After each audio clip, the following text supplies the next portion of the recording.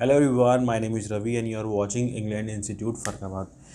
सो guys, आज से हम एक नई सीरीज स्टार्ट कर रहे हैं। उसको इसमें आपको सीखने के लिए मिलेगा माइक्रोसॉफ्ट एक्सेल। माइक्रोसॉफ्ट एक्सेल बहुत ही पावरफुल टूल है माइक्रोसॉफ्ट का। आपको ये आना चाहिए। ज़्यादातर इंस्टीट्यूट में माइक्रोसॉफ्ट एक्सेल स्टार्ट होता है और स्टार्ट होते ही ये 3-4 दिन में ख़त्म हो जाता है। वो आपको पूरी नॉलेज नहीं प्रोवाइड करते हैं, जिसके कारण आप किसी अच्छी कंपनी को ज्वाइन नहीं कर पाएंगे। आप किसी भी कंपनी में ज्वाइन करने के लिए जाएंगे तो आपसे पहला क्वेश्चन होता है कि आपको माइक्रोसॉफ्ट एक्सेल आता है। अगर आपने बोला यस, फिर अब वो आपसे कुछ क्वेश्चंस पूछते हैं। ये नहीं कि उन्होंने पूछा कि आपको आता है, उन्होंने कहा हाँ मुझे आता है तो आपको जॉब दे देंगे, ऐसा नहीं है। कुछ वो 8 से 10 आपको वो टेक्निकल क्वेश्चन सॉल्व करने के लिए देंगे, उनको आपको सॉल्व करना होगा। उन सॉल्व करने के बाद फिर वो आपका नेक्स्ट राउंड के लिए आपकी सैलरी डिस्कशन या जॉब टाइमिंग या जिस हिसाब से वो डिस्कशन करना है वो करना स्टार्ट करेंगे।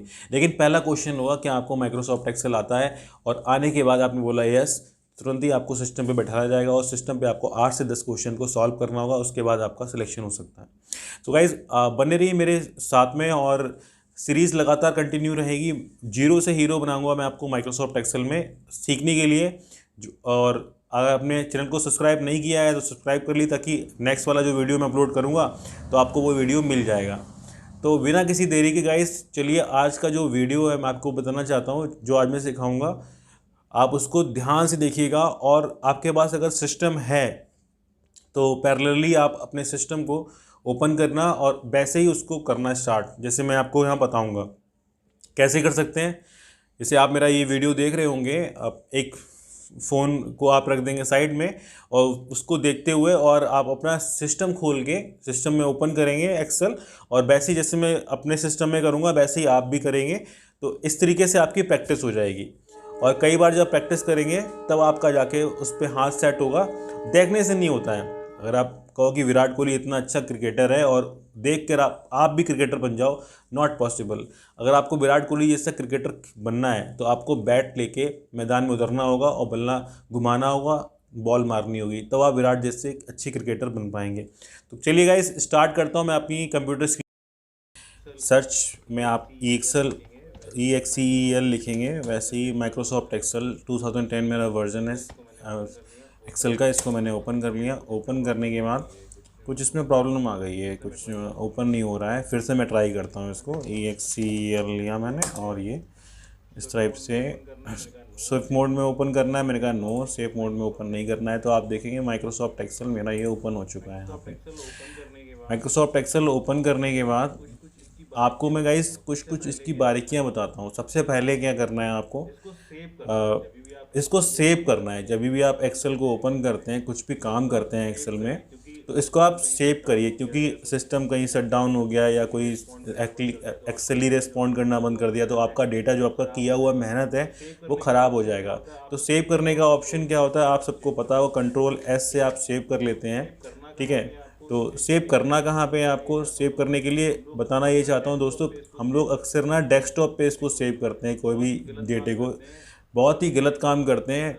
कोई भी डेटे को आप विंडो में, मतलब डेस्कटॉप पे मत सेव करिए, क्योंकि अगर आपका सिस्टम फॉर्मेट हो गया तो आपका डेटा उड़ जाएगा। इसलिए आप हमेशा ड्राइव में सेव करिए। और ड्राइव भी मतलब क्या है, सी ड्राइव में कुछ ही मत करिया करिए। सी ड्राइव में आपके जो कंप्यूटर को रन करने वाले सॉफ्टवेयर होते हैं वो सारी प्रोग्रामिंग्स इसमें होती हैं, प्रोग्रामिंग फाइल्स होती हैं। तो सी ड्राइव में आपको कुछ भी नहीं करना है। आपको डी और ई ड्राइव में कोई भी फोल्डर में आपको इसको सेव कर लेना है। जैसे मेरी ये पुराना सिस्टम है तो मैंने मूवी म्यूज़िक के नाम से, ये पर्सनल सॉन्ग्स के नाम से डेटा बना रखा है। तो मैंने सपोज़ इसको सेव कर दिया। ये क्लास नाम का मेरा एक फ़ोल्डर बना हुआ था पहले से ही, मैंने इसको यहाँ पे सेव किया। और मैंने आज का तारीख लिख दी इसमें 29 मई 2021। तो आप देखेंगे ये फ़ाइल मेरी सेव हो गई है। आप देखेंगे 29 मई 2021, इस तरीके से ये नाम भी लिख के आया, फ़ाइल का नाम सेव होके आ गया ये। ठीक है, तो इस तरीके से आपकी फ़ाइल सेव हो गई है। अच्छा, कुछ बारीकी चीज़ें बताता जाऊंगा, आप धीरे धीरे उसको सीखते जाइएगा। फिर मैं आपको बताना ये चाहता हूँ गाइस, अक्सर ना हमको बार बार सिस्टम को सेव करना होता है। अपनी फ़ाइल में कोई भी काम करते हैं तो हमको बार बार Ctrl+S करके सेव करना होता है, ताकि वो उड़ ना जाए। ये डर होता है हमारे अंदर। तो उसके लिए मैं आपको बताऊं कि ऑटो सेव करने का हमारे पास एक ऑप्शन होता है।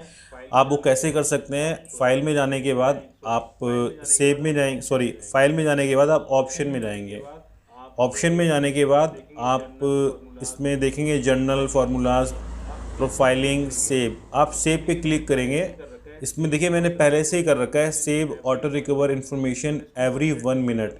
मैंने इसको 1 मिनट पे सेव करने के लिए ऑप्शन दे रखा है। तो इसी तरीके से आप भी 1 मिनट पे सेव करने का इसको ऑप्शन कर सकते हैं। ठीक है, आप देखना आपके सिस्टम में कितना है, मिनिमम ये 1 मिनट से कम नहीं करेगा। इससे ऊपर आपके अगर 5 मिनट है, 10 मिनट है, तो उसको आप 1 मिनट कर दीजिएगा, ताकि आपकी फ़ाइल ऑटोमेटिकली 1 मिनट में सेव हो जाए। जैसे आप यहाँ ओके करेंगे वो सेव हो चुका है आपका वो सिस्टम। ठीक है।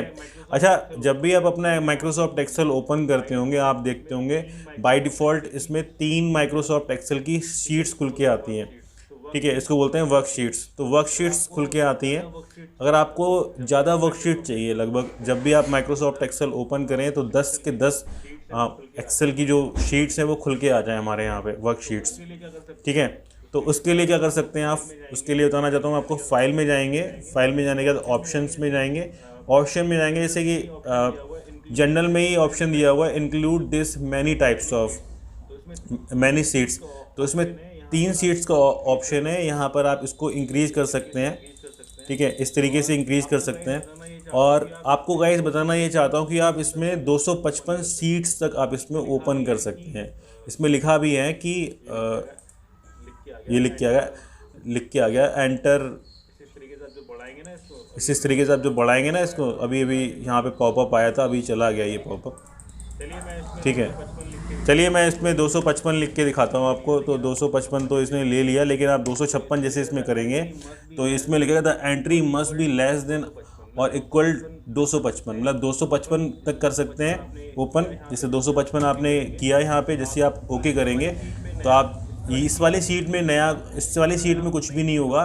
लेकिन अगर आप नई सीट ओपन करेंगे, नई सीट ओपन करने का शॉर्टकट क्या होता है, अगर आप एग्जिस्टिंग किसी माइक्रोसॉफ्ट एक्सेल की सीट में हैं और आपको नई सीट ओपन करनी है तो आप कंट्रोल एन करेंगे। पहले किसी भी जगह आप ओपन क्लिक कर देंगे इसको। ठीक है, फिर आप कंट्रोल एन करेंगे तो एक नई माइक्रोसॉफ्ट एक्सेल की वर्कशीट खुल के आ जाएगी।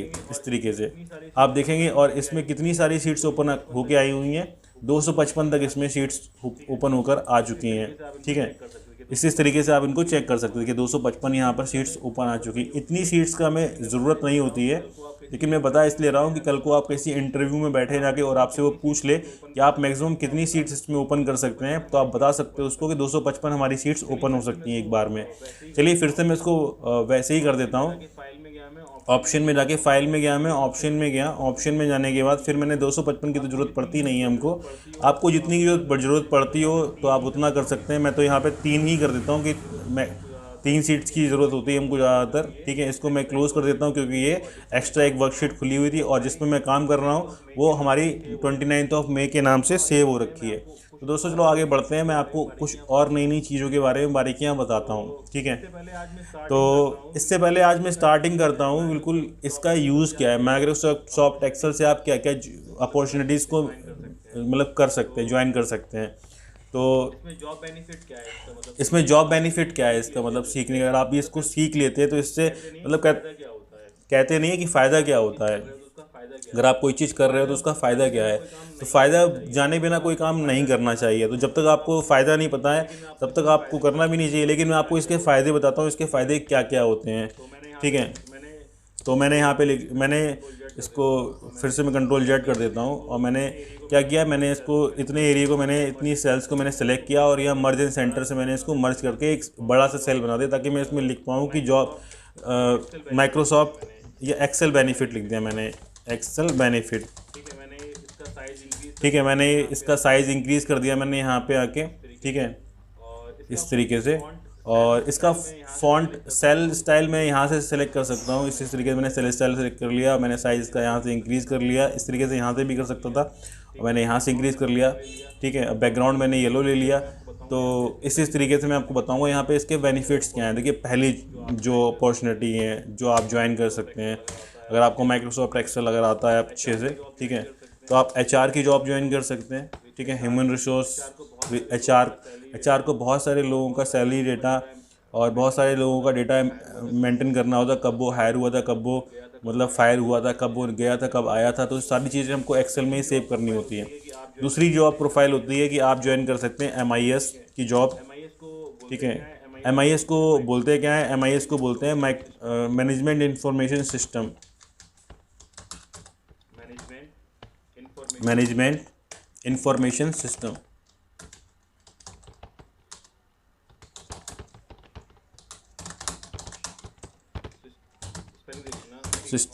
स्पेलिंग देख लेना, ठीक है। और थर्ड में आपको बताना चाहता हूँ बच्चों कि आप डेटा एनालिस्ट की प्रोफाइल ज्वाइन कर सकते हैं, ठीक है। इसके अलावा आप बिजनेस एनालिस्ट की जॉब ज्वाइन कर सकते हैं,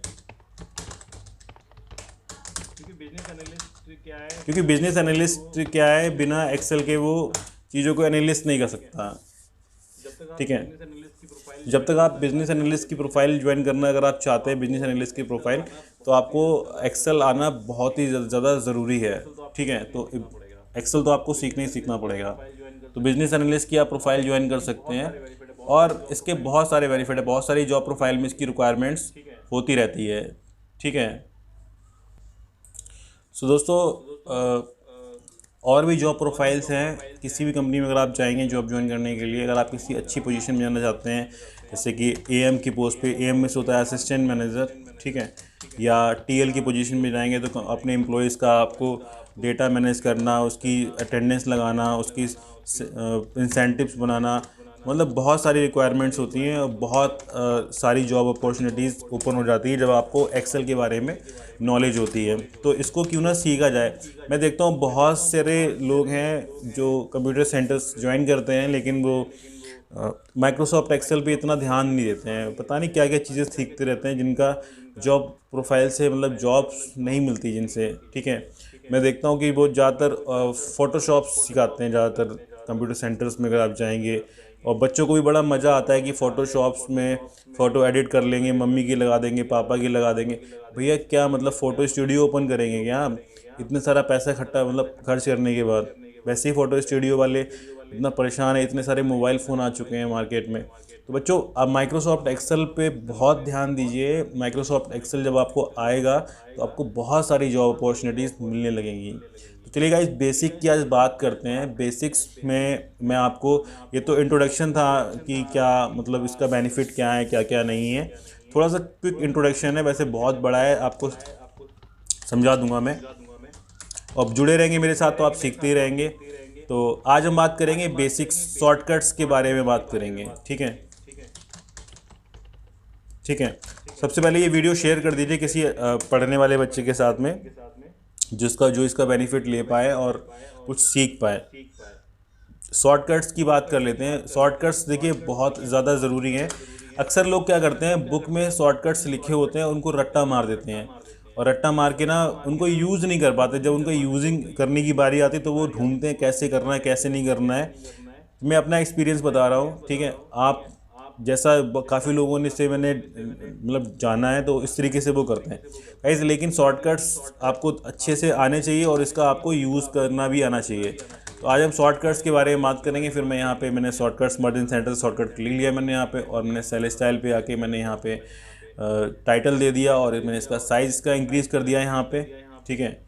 इस तरीके से आप देखेंगे साइज़ भी इसका मैंने इंक्रीज़ कर दिया, और मैंने बैकग्राउंड कलर येलो कर दिया। आपको सर येलो क्यों करते हो, आप कोई सा भी कर सकते हो, ऐसा कुछ भी नहीं है, येलो ही करना है, ठीक है। तो भाई शॉर्टकट कीज़ के बारे में बात करना चाहते हैं हम। बेसिकली बेसिक शॉर्टकट कीज़ के बारे में बात करेंगे, ठीक है। तो पहली शॉर्टकट की है, जैसे आपको पता ही होगा कि कॉपी करना होता है, ठीक है।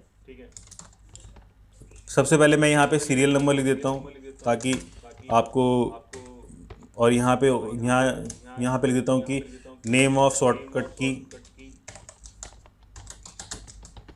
नेम ऑफ शॉर्टकट की शॉर्ट में लिख देता हूँ, ठीक है। और ये लिख दो यहाँ शॉर्टकट। तो बच्चों ये इस तरीके से मैंने अब देखेंगे आपकी नेम ऑफ शॉर्टकट की तो वो कटने लगा है क्योंकि वो आया नहीं इस तरीके से। तो आप इसको इस तरीके से ऐसे करते होंगे, ऑटो एडजस्ट आप ऐसे करते होंगे, मतलब इसको एडजस्ट ऐसे करते होंगे ऊपर क्लिक करके यहाँ पे। आप देखिए मैं इसका तरीका बताता हूँ क्या कर सकते हो कि आप इसको ऑटो एडजस्ट करना है अगर, तो आप यहाँ पर इसको इतने एरिया को सिलेक्ट करोगे। सिलेक्ट करने के बाद आप करोगे Alt+O+C+A करके देखेंगे तो ऑटो एडजस्ट अपने आप आ गया जैसे कि, ठीक है। तो ऑटो एडजस्ट,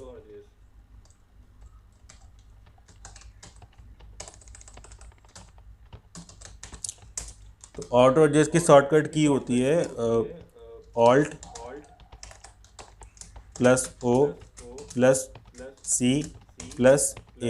ऑटो एडजस्ट की Alt+O+C+A। आप भी करिए इसको और इससे सीखिए, जैसे जैसे कर रहा हूँ वैसे हिसाब से आप भी करिए इसको, ठीक है। नंबर दूसरी शॉर्टकट की आपको बताना चाहता हूँ। जैसे आप देख रहे होंगे कि सीट को अगर हमको रीनेम करना होता है, ज़्यादातर लोगों को सीट को रीनेम करना होता है। जैसे आप देख रहे होंगे मैंने शॉर्टकट की लिखा हुआ है, तो हम लोग ज़्यादातर क्या करते हैं, यहाँ पर क्लिक करते हैं राइट क्लिक करके और फिर हमने उसको रीनेम करना होता है, ठीक है। तो अगर आपको रीनेम भी करनी है तो रीनेम सीट में लिख देता हूँ। रीनेम सीट का शॉर्टकट होता है Alt+H+O+R,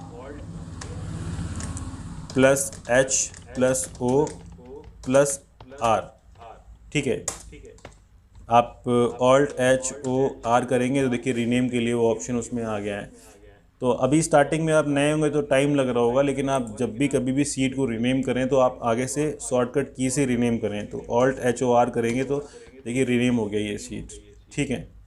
अच्छा, अब क्या है मैं आपको बताना चाहता हूँ तीसरा शॉर्टकट की क्या है। सपोज़ आप देखते होंगे कि मैंने ये एक सीट सेव कर रखी है क्लास फोल्डर में, और सेव का फॉर्मूला आपको पता ही है क्या होता है। सेव को हम लोग बोलते हैं Ctrl+S, ठीक है। शॉर्टकट की होती है Ctrl+S। लेकिन अगर आपको सेव एज करना है, ये थर्ड ऑप्शन है, ये यहाँ पे फोर्थ ऑप्शन लिख देता हूँ मैं इधर, ठीक है। अगर आपको सेव एज करना है, पहले तो सेव और सेव एज में फ़र्क समझ लीजिए। सेव और सेव एज होता क्या है, आपने कोई चीज़ सेव कर दी पहले से ही, ठीक है, आप उसकी कॉपी करना चाहते हो एक दूसरी कॉपी, उसको बोलते हैं सेव एज। अगर आप इसको दोबारा से Ctrl+S करोगे तो ये दोबारा से सेव नहीं, मतलब दोबारा से वही चीज़ सेव है मतलब, लेकिन आप इसकी कॉपी बनाना चाहते हो, एक डुप्लीकेट कॉपी बनाना चाहते हो, तो उसको बोलते हैं सेव एज, मतलब सेव उसी की तरह दूसरा आप सेव कर लो। तो सेव एज का शॉर्टकट की क्या होता है, पहले तो आप यहाँ से कर सकते हो, फाइल में जाके यहाँ पे सेव एज का ऑप्शन यहाँ से भी आ रहा है। लेकिन अगर आप बार बार इसी तरीके से माउस का यूज़ करेंगे और बार बार, तो आपकी स्पीड नहीं आएगी काम करने में। तो उसका शॉर्टकट की होता है Alt+F+A।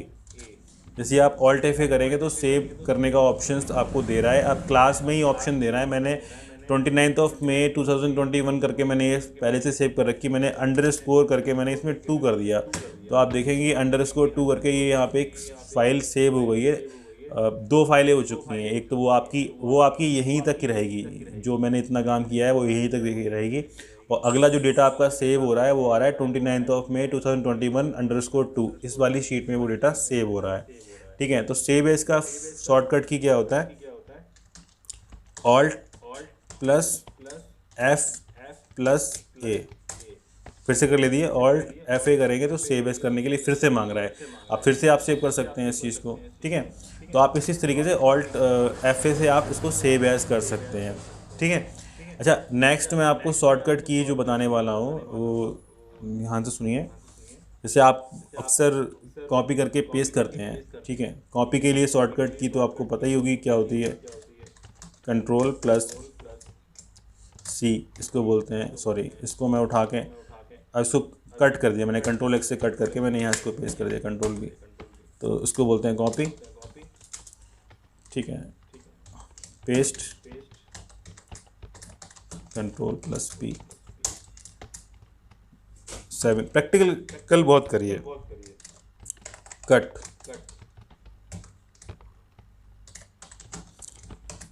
Ctrl+X, ठीक है। कंट्रोल कट क्या होता है, सपोज अपने इतना एरिया पूरा आपने सेलेक्ट करा, ठीक है। सेलेक्ट करने के बाद आप इसको यहाँ पर कर्सर लेके और कंट्रोल यहाँ पे ले गया इतना आपने, और Ctrl+X किया आपने, और यहाँ आप कर्सर लेके और Ctrl+V कर दिया, तो आप उठ के वहाँ पहुँच जाएंगे। और Ctrl+Z से क्या होता है, अंडू, Ctrl+Z,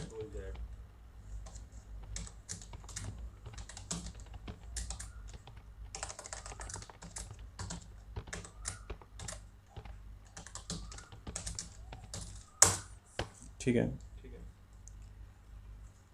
तो ये बेसिक्स थी इन्फॉर्मेशंस, और आपको और पहले से भी मालूम होंगी, और धीरे धीरे जैसे हिसाब से मैं काम करूँगा उस हिसाब से आपको वो शॉर्टकट कीज़ और अच्छे से मालूम होती जाएंगी।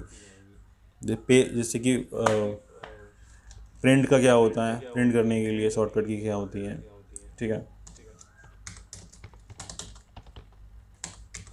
कंट्रोल पी,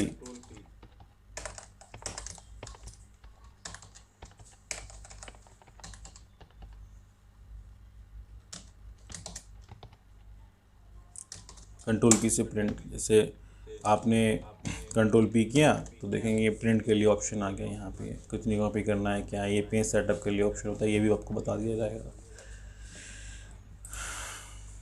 ठीक है।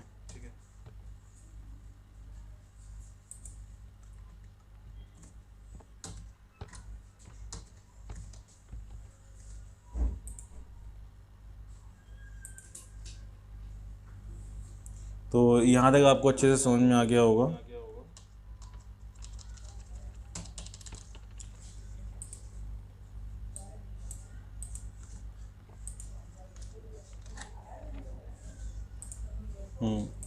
तो दोस्तों कंट्रोल पी तक आपको अच्छे से समझ में आ गया होगा। अब जैसे सपोज़ आपको इतना एरिया है, आप देख रहे होंगे मैंने कुछ लिखा हुआ है, आपको इसको बॉर्डर बनाना है, थोड़ा इसकी फॉर्मेटिंग करनी है ताकि ये अच्छा सा लगने लगे। तो इसका ऑप्शन क्या होता है, देखिए पहले तो आप जहाँ पर हो आप एरो से पहुँचा करिए, जहाँ भी आपको जाना है तो जो आपकी राइट एरो, अपर एरो, लोअर एरो होते हैं, उस एरो से ही आप उसको कीज़ को अपनी एक्सेल से पहुँचा करिए, ठीक है। आपने इतना एरिया सेलेक्ट कर लिया। सेलेक्ट करने के लिए क्या ऑप्शन करेंगे आप, शिफ्ट के साथ राइट एरो से आप ये सिलेक्ट करेंगे, शिफ्ट और एरो जो दबाएंगे वो इतना एरिया सेलेक्ट होता जाएगा। और डाउन पूरा फिल करना है, डाउन सेलेक्ट करना है तो कंट्रोल करके और डाउन एरो करेंगे तो वो डाउन फिल हो जाएगा। फिर उसके बाद देखिए जो शॉर्टकट की सीखने के लिए सबसे सिंपल चीज़ होती है, ऑल्ट एच करोगे तो आप देखोगे जो होम या जितने भी हमारे टूल्स हैं ऊपर ये जितने भी हैं वो सारे हाईलाइट हो चुके हैं इस समय जो, ठीक है। तो ऑल्ट एच करने के बाद आप देखेंगे कि बॉर्डर बनाने के लिए हमारे पास बी में ऑप्शन है, आप बी क्लिक करेंगे, फिर आपने ए क्लिक कर दिया तो आप देखेंगे ऑल्ट एच बी करने से हमारा ये फोल्डर एक मतलब एक शीट तैयार हो गई, एक टेबल तैयार हो गई हमारी ये। अभी इसमें और अच्छा सा अगर आप इसको अलाइनमेंट बीच में कर दें, सपोज इससे आप बीच में अलाइनमेंट कर दें तो ये थोड़ा और अच्छा लगने लगा। और मैंने आपको बताया ऑटो एडजस्ट करने का ऑप्शन जो होता है वो होता है ऑल्ट ओ सी है। तो ऑल्ट ओ सी है आप जैसे ही करोगे तो इस तरीके से ऑटो एडजस्ट हो चुका है ये, ठीक है। अब ऊपर आपको जैसे कलर करने हैं तो कलर करने के लिए इतना एरिया आपने सेलेक्ट कर लिया, ठीक है। फिर आप यहाँ पर आकर इस तरीके से कलर फिल कर सकते हैं। एक चीज़ हमेशा ध्यान रखिएगा, कलर आप जब भी फिल करें तो बहुत ही लाइट कलर लें, ठीक है। तो आप देखेंगे इस तरीके से मैंने आपको कुछ शॉर्टकट कीज़ समझा दिए हैं, और ये आज का इंट्रो क्लास था। और हम चेक करेंगे क्वालिटी कैसी है स्क्रीन रिकॉर्डिंग की। फिर हम आपको नेक्स्ट वीडियो में सारी चीज़ें बताएंगे, यहाँ से लेकर और यहाँ तक, ये सारे वीडियो इस वीडियो में कवर करेंगे, यहाँ से लेकर यहाँ तक, ठीक है। तो बने रहिए वीडियो के साथ में, और साथ ही अगर चैनल अगर आपने सब्सक्राइब नहीं किया है सब्सक्राइब कर लीजिए, अपने फ्रेंड सर्कल में शेयर कर दीजिए ताकि सभी लोग एक्सेल को सीखें। ये एक बहुत ही पावरफुल टूल है, कल को आपको कहीं कंपनी में जॉब करनी पड़ी तो आपको एक्सेल से ही जॉब मिल जाएगी, ठीक है गाइज़। क्योंकि हमको पता नहीं इस हिसाब से माहौल चल रहा है, सरकारी नौकरियां तो आप देख ही रहे हो कि रोज़ पेपर कैंसिल हो जाते हैं, और रोज़ प्रॉब्लम 135 करोड़ की पॉपुलेशन में कितने लोगों को सरकारी मिलेगी, प्राइवेट तो करनी पड़ी अगर आपको, ठीक है। तो क्या मतलब करोगे नहीं क्या, तो वहाँ पे आपको एक्सेल ही काम आएगा, एक्सेल के बिना आप नहीं कर पाएंगे। तो सीखना स्टार्ट करिए और जुड़े रहिए हमारे साथ में। Thank you so much for watching this video guys, thank you so much guys.